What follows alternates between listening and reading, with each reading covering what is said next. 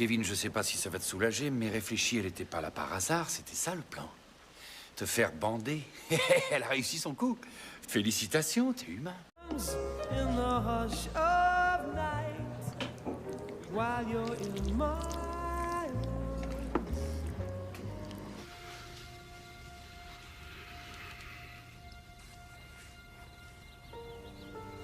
Quoi?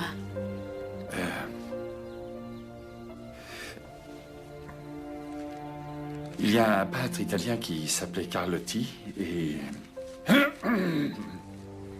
il a défini la beauté. Il a dit que c'était la somme de tous les éléments, s'harmonisant de telle sorte que rien ne devait être ajouté, enlevé ou changé. C'est vous. Nicolas Cage, c'était ça.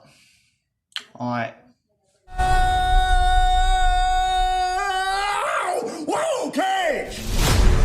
Pauvre Nicolas Cage, qu'est-ce que tu es venu foutre là-dedans dans un scénario qui n'a aucun sens, dans une intrigue qui n'a ni queue ni tête et qui ne semble pas avoir de direction propre. Ça me peine énormément de voir Nicolas Cage en fait jouer une version méta, ridicule. Alors méta parce qu'en fait il y a plein de références à sa carrière et au film d'action dans lequel il a joué. Et en fait, ça me fait vraiment de la peine de voir que tellement Nicolas Cage, il veut faire prendre à sa carrière un nouvel essor artistique, du coup, il doit jouer une propre version de lui-même dans un film qui ne vaut rien, qui n'a aucune qualité scénaristique, dans laquelle son acting est ni fait ni à faire. Enfin, c'est comme si, vous vous souvenez du film Living Las Vegas dans lequel il jouait un alcoolique donc qui veut se tuer à l'alcool. C'est comme si on avait pris son personnage dans ce film-là, qu'on l'avait mis dans ce film, donc un talent en or massif, mais dans un scénario 10 fois moins qualitatif et dans un film 10 fois moins bien fait, 10 fois bien réalisé, 10 fois bien écrit et avec une intrigue 10 fois moins dramatique. Voilà, et avec une os et sans Elisabeth Chou évidemment. Ce que j'ai adoré, hein, Living Las Vegas, pour moi c'est même l'un des meilleurs rôles de Nicolas Cage. Sauf que dans Un talent en or massif, donc réalisé par Tom Cormican, on est très loin des plus grands rôles de Nicolas Cage, même si le film est blindé de références à sa carrière. Donc on cite 60 secondes chrono, Benjamin Gates, Volte-Face. On cite aussi un autre film allemand dans lequel il semble avoir joué il y a plusieurs années de ça, que je n'ai pas vu, le docteur Carigliai, je sais pas trop quoi, mais bref, c'est un film que je ne connais pas. Ce qui me peine le plus, comme je l'ai dit, dans Un talent nord massif, c'est de voir deux grands acteurs donc qui excellent dans leur domaine respectif, c'est Nicolas Cage donc qui est une ancienne figure donc du cinéma d'action des années 80-90 et Pedro Pascal qui est en plein essor, qui est en pleine étoile montante dans le genre des grandes séries télé modernes d'aujourd'hui, révélées par Game of Thrones, Narcos, The Mandalorian, j'en passe des meilleurs. Et en fait, ce qui m'énerve le plus, c'est que ces deux acteurs-là qui ont réuni dans un film qui aurait pu être super cool et super divertissant, et bah vu que le scénario il part n'importe où et que c'est plus ridicule que divertissant, enfin je veux dire le film a des scènes extrêmement gênantes, en fait l'intrigue est très pâteuse, elle fait beaucoup de surplace. Nicolas Cage, on sait pas trop ce qu'il joue, le film on connaît pas trop ses enjeux, enfin l'intrigue n'a même pas vraiment d'enjeu, voilà, le scénario il a jamais vraiment de sens.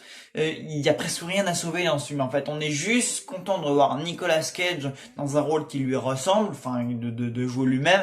Sauf qu'en fait, le plus navrant, c'est qu'on sait très bien que ce film-là ne marchera pas. Voilà, parce qu'un talent nord massif, à part Nicolas Cage, le film risque d'avoir un très mauvais bouche à oreille.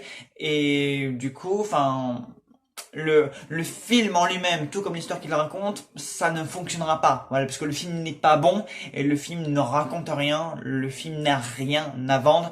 Et de toute manière, Nicolas Cage, aussi bien son personnage que l'acteur en lui-même, il sort en fin de carrière. Voilà, on le sent, il y a plus rien à faire. Voilà, quand t'en es rendu à jouer dans un film comme Un talent nord massif, c'est navrant, c'est vraiment très très navrant et même là, enfin je voyais le film, voilà il aurait pu il est cool, voilà bon il est cool et cool c'est pas positif hein, comme terme, c'est vraiment il est cool, ouais c'est le genre de film on va dans la salle où on le regarde et on l'oublie aussitôt, ouais c'est un film cool, ouais mais bon, ça plus là d'un téléfilm qu'on va voir sur TF1 ou M6 un dimanche soir par un temps pluvieux ou un jour de congé, que vraiment un film qu'on va apprécier voir dans une salle de cinéma, quoi. Vraiment, Encore une fois, c'est vraiment dommage parce que au fur et à mesure que Pedro Pascal il citait, enfin au fur et à mesure qu'il y avait des références à Nicolas Cage, je me disais ouais, ça c'était autant du grand Nicolas Cage quoi. C'était autant de Walter Faz, de 60 secondes chrono, de Benjamin Gates, de 8 mm, de Living Las Vegas. C'était vraiment autant où on aimait Nicolas Cage parce qu'il faisait des cascades de ouf quoi. Autant où il jouait pour John Woo, autant enfin c'est comme si on voyait Tom Cruise dans ce style de film là quoi. Tom Cruise, une grande figure du cinéma d'action, une grande figure du cinéma dramatique, voilà quoi, c'est exactement la même chose. Et là, en fait, ça me navre énormément de voir à quel point Nicolas Cage en est rendu pour donner un nouvel sens à sa carrière, quoi. Jouer une version similaire, méta, totalement ridicule à lui-même. Même Pedro Pascal, c'est idem, son personnage n'a aucun sens. Enfin, il joue un immobilier qui veut faire lire son scénario à Nick Cage, donc le personnage joué par Nicolas Cage, Nicolas Cage. D'ailleurs, ils vont même pas si loin que ça dans le délire. Au final, bon, s'il y a des trucs à sauver au final dans le film, c'est l'alchimie qui est entre les deux. Voilà, les deux s'entendent plutôt bien. Il y a une bonne symbiose, il y a une bonne alchimie, il y a une bonne connexion. Voilà, quand les deux prennent la décision d'écrire un film ensemble et de lui donner vie au fur et à mesure que les événements se passent, ça passe plutôt bien, c'est plutôt cool. Les deux nous font plutôt rire. Bon, il y a quelques moments gênants. Voilà. Pareil, il y a quelques moments gênants parce qu'en fait, des fois, Nick Cage donc se parle à une version plus jeune de lui-même. Tu comprends pas vraiment ce que ça fout là. Honnêtement, le film ressemble beaucoup au film français Le Coup du parapluie avec Pierre Richard, vous savez, le mec très maladroit et très comique, donc qui était embarqué dans une histoire complètement abracadabrante et qui au final se servait de cette histoire pour en faire un nouveau film justement. Et à la fin, il se retrouve avec Cannes. La fin d'un talent non massif, c'est exactement la même chose. Voilà, nos deux protagonistes se servent de l'histoire qu'ils viennent de vivre pour y rencontrer le succès aux Oscars, à Cannes, enfin bref, pour y rencontrer un nouveau succès quoi. Et en plus, la phrase qui ressort beaucoup du film, c'est on est de retour alors qu'on n'est jamais parti. Et alors que ce n'est même pas un écho de la réalité, puisqu'en fait, oui, Nicolas Cage, on est tous conscients, et je pense que l'humain est conscient que ce n'est plus vraiment, c'était une légende du cinéma, mais c'en est plus une, et il n'est ni parti, enfin il est parti, mais il sera plus jamais de retour, voilà, parce que on sent quand même que depuis quelques années, il essaye quand même de remonter un petit peu la pente avec des productions indépendantes ou des productions un peu différentes de ce qu'on connaît de lui, mais ça ne fonctionne pas. Voilà, Nicolas Cage, c'est la fin de sa carrière, malheureusement, ce n'est plus ce que c'était dans les années 80-90 et c'est vraiment très dommage. Donc en fait la phrase on est de retour, on n'est jamais parti, elle passe mal en travers de la gorge puisque non seulement il est parti depuis très longtemps, mais en fait mais aussi il n'en reviendra jamais. Et ça c'est très problématique. Il y a une scène extrêmement gênante où les deux fuient quelque chose. Voilà, on a Pedro Pascal et Nicolas Cage qui fuient un truc, voilà, qui fuient tout simplement. Le contexte n'a aucun sens, mais de toute façon dans ce film rien n'a de sens, donc bon bref. Et genre ils escaladent un muret et donc Nick Cage y arrive. Mais Pedro Pascal, non. Donc, tu sais, il nous joue soudainement une scène bien dramatique en mode « Laisse-moi ici, va-t'en, etc. » Et une seconde après, tu vois Pedro Pascal qui a fait le tour du muret parce qu'en fait, le muret, il était cassé de l'autre côté. Donc, le mec, il a fait le tour.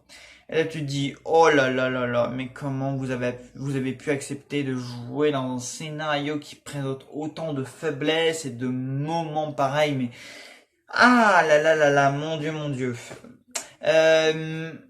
Un truc très cliché, très énervant, mais que j'ai quand même bien apprécié vu le niveau du scénario, c'est la thématique donc de l'acteur, enfin du père de famille qui est absent pour sa famille, qui a une relation un petit peu conflictuelle avec sa fille.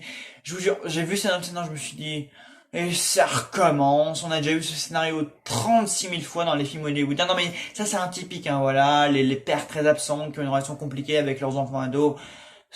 Arrêtez ce scénario s'il vous plaît, ça commence à devenir très agaçant. Et sauf que là ce qui est intéressant c'est qu'on peut le voir un peu comme un effet miroir parce qu'on peut supposer que du coup ça c'est un truc qui a vraiment vécu du coup Nicolas Cage quand il était en pleine ascension il y a 20-30 ans de ça et que du coup il était plus vraiment présent pour sa famille, voilà, parce que du coup en fait on comprend que son personnage en fait Nick Cage a voulu montrer les films dans lesquels il a joué à sa fille et voilà il sa fille, du coup, elle a été biberonnée au cinéma et au film dans lequel elle a joué son père, et du coup, elle a eu du mal à s'exprimer parce que son père l'influença avec son cinéma à lui, et il l'a plongé dedans depuis qu'elle était tout petite. Et en fait, on se rend compte que ça l'a beaucoup affecté. Et on peut dire que c'est peut-être un peu un effet miroir de la véritable situation familiale, du coup, de Nicolas Cage. Voilà, sa relation conflictuelle avec une potentielle ex-femme, avec sa fille, etc.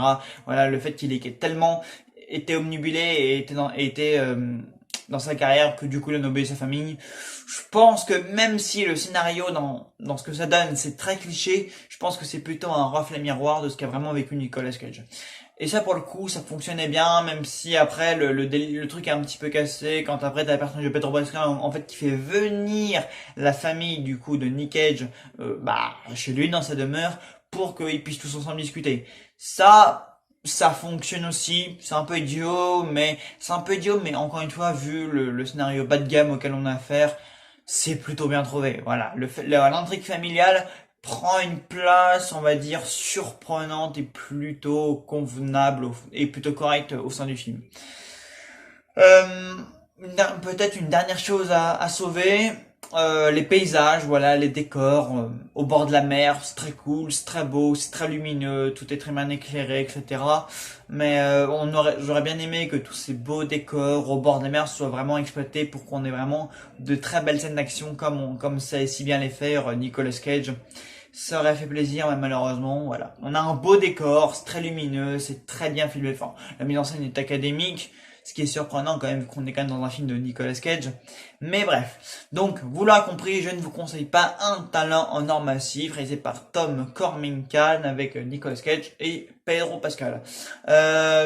Voilà, il n'y a rien d'autre à dire. C'est ridicule, c'est navrant, c'est pas intéressant, c'est cool, mais pas divertissant pour un sou. Voilà, enfin, je veux dire, il y a quelques moments sympathique, mais ça va pas très loin. C'est un scénario bas niveau et c'est très navrant de voir deux grands acteurs dans un film comme celui-là. Voilà. Bah écoutez, j'espère que la vidéo vous aura plu malgré tout et on se retrouve très vite pour une nouvelle vidéo. Salut à tous.